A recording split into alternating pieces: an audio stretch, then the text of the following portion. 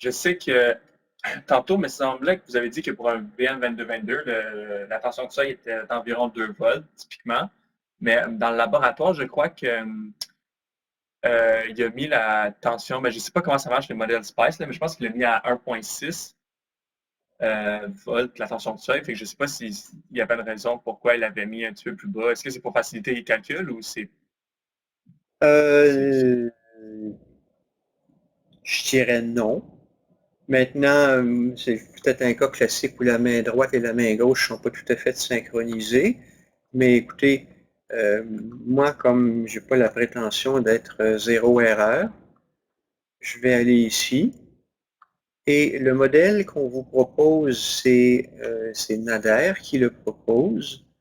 Donc, il faudrait, en fait, laissez-moi trouver le bon endroit où j'ai le seuil, là, VTH.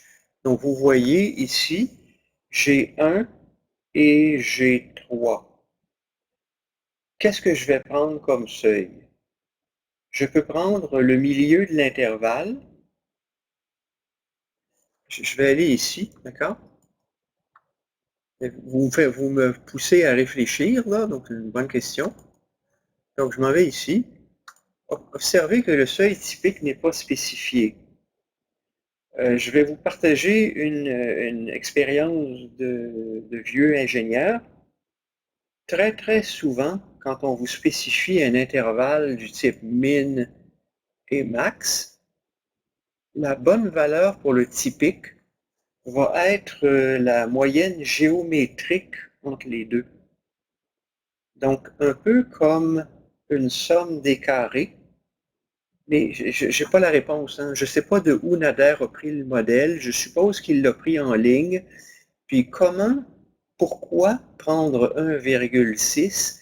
Possiblement parce que c'est plus représentatif de la réalité. C'est conforme, hein? 1,6 ou 2. Évidemment, 2, ça fait des calculs plus faciles, on se comprend. 1,6, c'est probablement plus réaliste. Pour LT Spice, ça ne le dérange absolument pas. Le manufacturier est capable de caractériser des populations.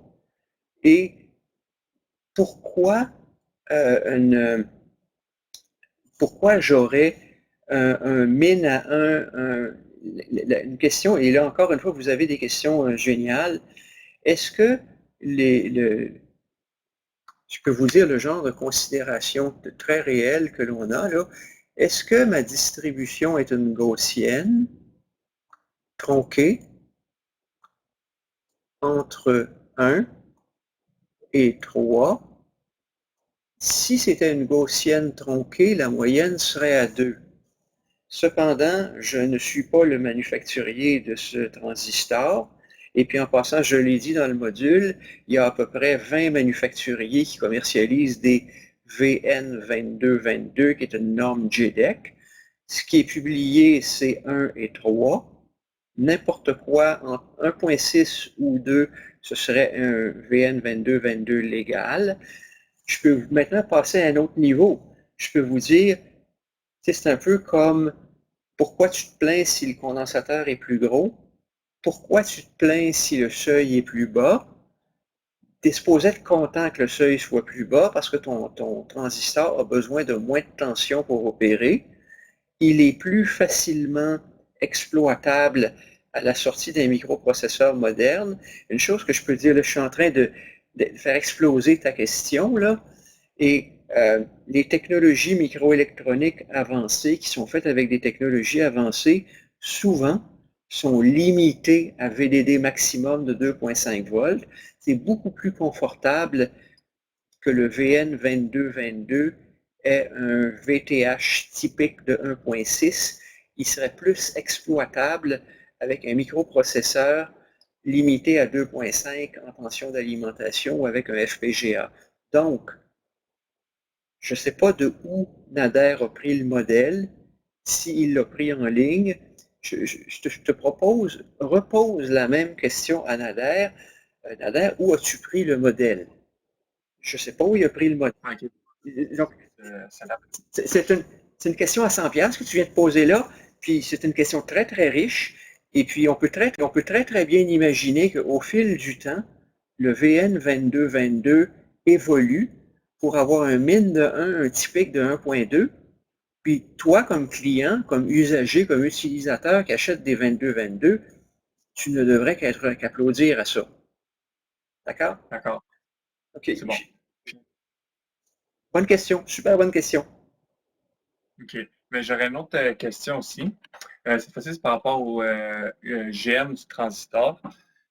Vu qu'il nous donne le modèle, il faut qu'il spécifie toutes les valeurs de μN, de COX, de W, de L. Fait qu'on aurait théoriquement la formule comme du GM avec ben, toutes ces valeurs-là. Est-ce que, genre, je sais pas si vous savez s'il veut qu'on le fasse avec le graphique. Je pense que le graphique, c'est la pente. Le GM, non, c'est ça. Est-ce que c'est ça? De l'idée en fonction de VGS? Il y a dans les modules de cours. En fait, j'ai enregistré hier le module de cours sur le truc en fréquence. Puis, ça m'a obligé, excusez-moi, ma gorge est enrouée. Trop parler ce matin. Donc, il y a en quelque part dans le module de cours une expression de GM. Et normalement, tu peux la calculer. Et l'expression, j'en suis très proche. Il y a en quelque part une expression du GM. Elle n'est pas dans ce bloc de cours-là. Attends un peu.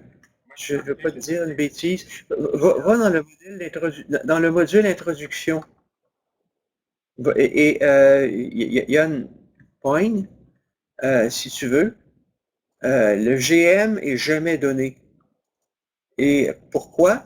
Parce que le GM est fonction de I. Donc là, si je m'en vais dans le module d'introduction, et je me suis enfargé là-dedans en enregistrant le module de cours parce que j'arrivais sur un des problèmes du Cedra et Smith. Je me dis, non, d'où il sort cette équation-là?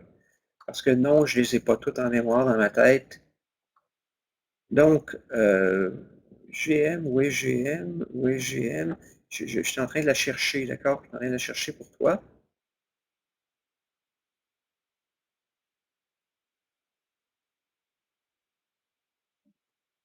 Pas là. Courant de saturation. Où est le GM? RDS. Attends un peu. Là, je vais ouvrir normalement, à ce moment-là, si elle n'est pas dans ce module-là, elle devrait être dans le modèle grand signal, petit signal. L'équation est d'un slide, je crois. Mais comme je veux pas dire, je veux te la trouver. Donc, c'est GM, ID. La page 9, je pense. Ça se peut-tu? Voilà. Voilà. Alléluia. On a trouvé. Donc, l'expression, il y a deux expressions de GM qui ont cours. Elles sont équivalentes. Ça, c'en est. Oh, plume, s'il te plaît. Ah, j'ai obligé de fermer le partage de l'écran. Non. Est-ce que j'ai le partage d'écran ouvert? Non. Non. La plume devrait marcher. Ça, c'est GM. Ça, c'est GM. Puis il y a une deuxième forme équivalente à GM. Il y a une forme équivalente à GM. Il y a plusieurs équations qui sont équivalentes. Voilà. Donc, et ça, c'en est une que ben, c'est beau pour moi. Ça, c'en est une que je suis supposé me rappeler par cœur. GM est égal à racine carrée de 4KID. Donc, il faut que tu trouves K pour le transistor. Et ton K, comment tu obtiens ton K? Ton K, tu l'obtiens en fitant cette expression-là. Donc, ID est égal à K fois VGS moins VTH au carré. C'est le courant en mode saturation. Donc, tu peux amener ton transistor en mode saturation. Une fois que tu as trouvé ton seuil, tu traces cette courbe-là. En traçant cette courbe-là, tu peux estimer le K. Le K, on ne te le fournit pas le plus souvent. Mais rien t'empêche avec LT Spice de le trouver. Une fois que tu as trouvé le cas expérimental, tu peux aller ici, ou tu peux aller là, et voilà. Donc, le GM est quelque chose que tu calcules à partir de cette expression ou de cette expression quand tu as trouvé le cas pour un ID donné. Est-ce que ça va? Ok, mais ici, oui, dans cette équation-là, on peut trouver le GM aussi en faisant ID sur VGS en n'importe quel point, sauf si c'est avant VT. Si tu veux dire là, ici, la pente Oui, de ID sur VGS c'est un équivalent. D'accord? C'est un équivalent. Donc, tu pourrais trouver une courbe de ID en fonction de VGS, aller, tu rentres ça dans MATLAB, puis tu demandes la pente en un point, c'est par définition GM. OK. OK, c'est bon. Parfait. Merci. Tu as des bonnes questions. Merci.